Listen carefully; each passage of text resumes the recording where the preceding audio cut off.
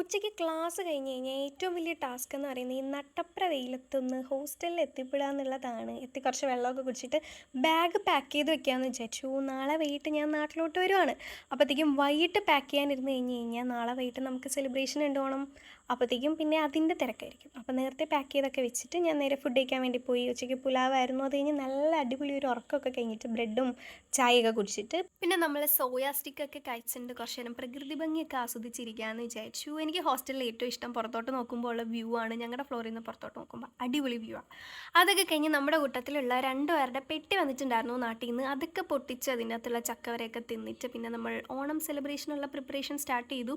ഇതിൻ്റെ പുറകെ നടന്നിട്ട് താമസിച്ചു. നമ്മൾ ലാസ്റ്റാണ് ഫുഡ് കഴിക്കാൻ വേണ്ടിയിട്ട് ചെന്നത്. പിന്നെ ഫുഡൊക്കെ കഴിച്ചിട്ട് ഞാൻ സാരി ഉടുക്കാനായിട്ട് പഠിച്ചു. ഉടുക്കാനല്ല, ഉടുപ്പിച്ച് കൊടുക്കാൻ വേണ്ടിയിട്ട് പഠിച്ചു. അത് കഴിഞ്ഞിട്ട് പിന്നെ എൻ്റെ സാരി ഉടുത്ത് ട്രൈ ചെയ്ത് എങ്ങനെയായിരിക്കും. എൻ്റെ ബ്ലൗസ് നാട്ടിൽ നിന്ന് അയച്ച് ഇതുവരെ ഇവിടെ എത്തിയിട്ടില്ല. അപ്പോൾ ഉള്ള ബ്ലൗസ് വെച്ചിട്ടാണ് നാളെ ഇടാമെന്ന് വിചാരിച്ചിരിക്കുന്നത്. അത് കഴിഞ്ഞ് മൈലാഞ്ചിയൊക്കെ ഇട്ടിട്ട് കിടന്നപ്പോൾ ഒരു 1:30 ആയി.